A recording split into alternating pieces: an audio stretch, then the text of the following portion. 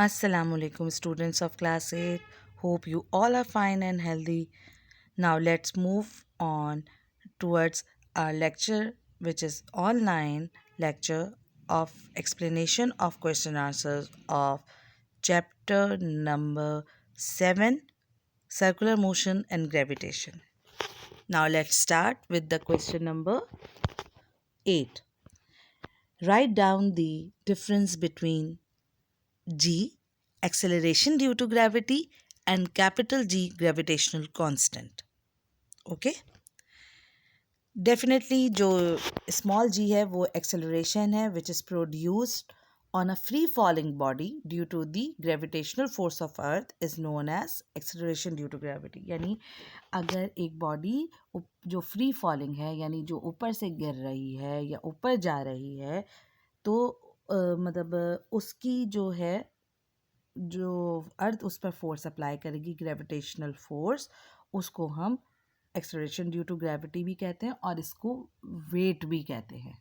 ठीक है, और बट जो जी है, कैपिटल जी है, वो ग्रेविटेशनल कांस्टेंट है which is numerically equal to the force of gravitation that exist between two bodies of unit mass kept at a unit distance from each other.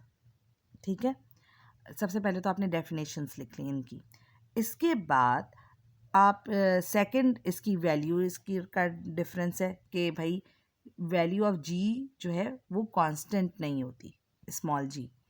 क्यों? क्योंकि जैसे जैसे आप हायर प्लेस पे जाते हैं तो जी की वैल्यू चेंज होती जाती है। जैसे अर्थ से जितना आप दूर जाएंगे तो जी की वैल्यू नेगेटिव में होगी, और जी की वैल्यू जब हम अर्थ के करीब जाएंगे तो उसकी वैल्यू क्या होगी, जितना जितना हम सेंटर ऑफ द अर्थ के करीब होंगे, नीचे ज़मीन की तरफ होंगे, उसकी वैल्यू जो है पॉजिटिव में होगी। तो इसकी वैल्यू जो है कांस्टेंट नहीं होती। बट जो कैपिटल जी है, चाहे आप दुनिया के किसी भी कोने में चले जाएं, उसकी जो वैल्यू होगी वो कांस्टेंट होगी। ठीक है, यानी जी नॉट कांस्टेंट स्मॉल जी, और capital G always constant. Value होती है स्मॉल जी की 9.8 मीटर पर सेकेंड स्क्वायर और 10 मीटर पर सेकेंड स्क्वायर है। कांस्टेंट जी जो है कैपिटल जी है, उसकी वैल्यू जो होती है वो 6.67 इंटू 10⁻⁻11 न्यूटन मीटर स्क्वायर पर kg स्क्वायर इन SI यूनिट सिस्टम। हमेशा याद रखना बेटा, जो जी की वैल्यू है it depends upon the distance between the masses, और कैपिटल जी की वैल्यू जो होती है वो बेटा it is independent of the distance of the masses. ठीक है, ये पूरा नहीं आया, यहाँ पे कट गया है, लेकिन आपका जो लेक्चर था जिसमें PDF में ये कंप्लीट है। ठीक है, तो इसमें it is independent of the mass of the distance of the masses. ठीक है, अब आते हैं, let's moving towards question number 9 which is explain centrifugation with example. Centrifugation बेटा दरअसल centrifugation away from the centre of the circle, यानी वो process बेटा जिसमें लिक्विड को हम रोटेट करें इन अ cylindrical vessel at a high speed to separate heavier object from lighter particles is called centrifugation. वो प्रोसेस जिसमें हम ज़ोर ज़ोर से, जैसे आप वॉशिंग मशीन की मिसाल इसमें ले लें कि वॉशिंग मशीन में क्या होता है, आप जब कपड़े डालते हैं पानी में तो और मशीन चलाते हैं तो वो रोटेट करती है, बहुत तेज़ी से पानी रोटेट होता है। तो हैवी मतलब जो भी हैवियर पार्टिकल्स हैं, जैसे आप सपोज़ कर लो आपने एक कपड़ा डाला जो हैवियर पार्टिकल था, तो पानी क्या करेगा, उसको away from the centre of the circle भेजेगा। बीच में से देखते हैं ना कि वो सर्कल्स नीचे की तरफ जा रहा होता है, तो यानी उसकी जो डायरेक्शन होती है उस लिक्विड की, वो away from the centre of the circle जा रही होती है, यानी ऊपर की तरफ पानी उठ रहा होता है। ठीक है, तो ये प्रोसेस जिसमें मतलब हम हैवियर पार्टिकल को सेपरेट करते हैं लाइटर पार्टिकल से, उसको हम सेंट्रीफ्यूगेशन कहते हैं। और सेंट्रीफ्यूज वो अप्लायंस होता है, वो डिवाइस होता है जो यूज्ड होता है to move heavier particle away from the axis of rotation, जहाँ रोटेशन जो जिस चीज़ से हो रही है, एक्सिस ऑफ रोटेशन यानी जो फिक्स्ड पार्ट है, and lighter particle moves nearer to the axis of rotation in liquid is called centrifuge. ठीक है बेटा, वो अप्लायंस जो यूज़ होता है हैवियर पार्टिकल को away from the centre of the circle और एक्सिस ऑफ रोटेशन, और लाइटर पार्टिकल क्या हो जाते हैं, उसमें से सेपरेट आउट हो जाते हैं। तो ऐसे डिवाइस को हम सेंट्रीफ्यूज कहते हैं। अब इसकी बेटा 3 एग्जाम्पल्स हैं, या इसको हम एप्लीकेशन ऑफ सेंट्रीफ्यूगेशन 3 होती हैं। एक, आप वॉशिंग मशीन के ड्रायर में अगर कपड़े डालते हैं वेट क्लोथ, तो बहुत तेज़ी से रोटेट होती है विद द हाई स्पीड, आपने देखा ही होगा। तो वाटर पार्टिकल्स होते हैं, ड्यू टू सेंट्रीफ्यूगल फोर्स क्या होते हैं, वो निकलना शुरू हो जाते हैं, और थ्रू दी होल्स, आपने देखा होगा वो जो वेसल होता है, आप कब अब नोट कीजिएगा कि वो जो वेसल है उसके अंदर सुराख होते हैं पूरे वेसल में। तो वो जो पानी होता है वो कपड़े में से हैवियर सॉरी हैवियर पार्टिकल में से निकल रहा होता है, तो लाइटर पार्टिकल सेपरेट आउट हो रहे होते हैं। तो द ड्रम यहाँ पे कंटेनिंग है, कंट्रेनिंग नहीं, कंटेनिंग, ये यहाँ पे गलती है, कंटेनिंग वेट क्लोथ रोटेट इतना तेज़ होता है, इतना तेज़ होता है, तो उसमें से पानी निकल के बाहर आ जाता है सुराखों में से।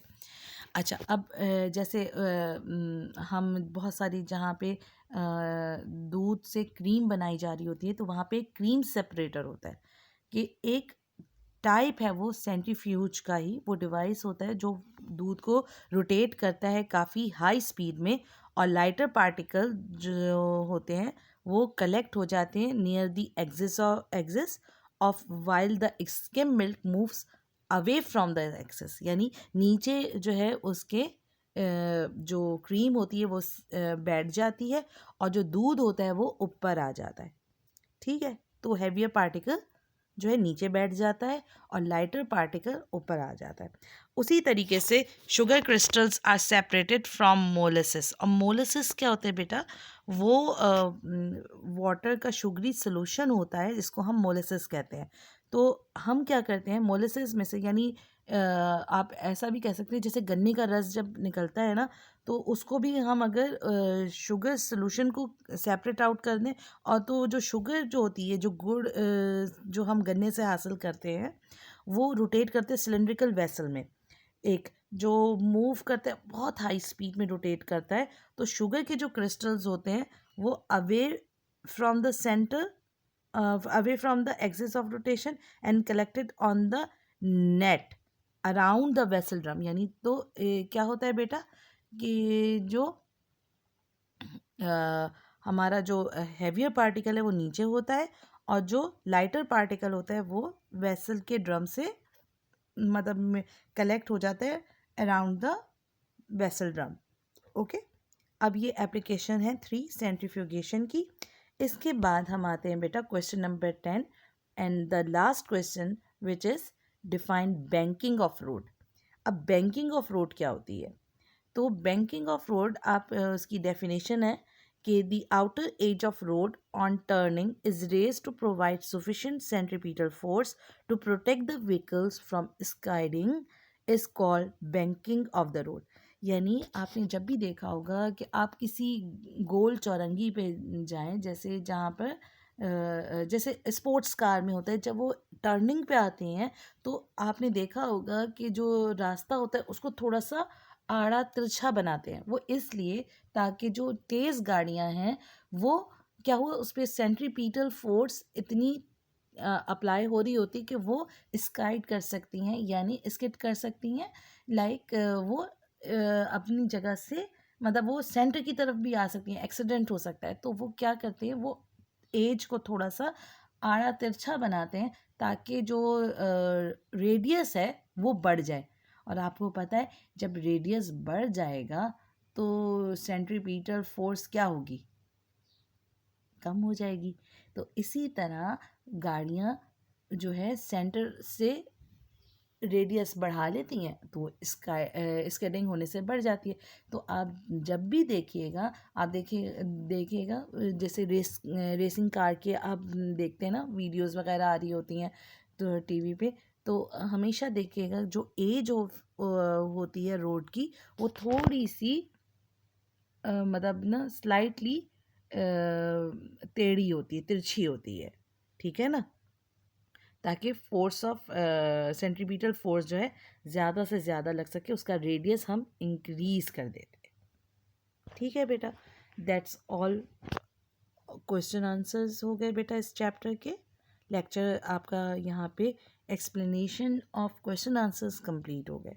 ठीक है, अब हम नेक्स्ट लेक्चर जो बनाएंगे which is about numericals of chapter number 7 के न्यूमेरिकल्स की एक्सप्लेनेशन होगी। सो थैंक यू बेटा।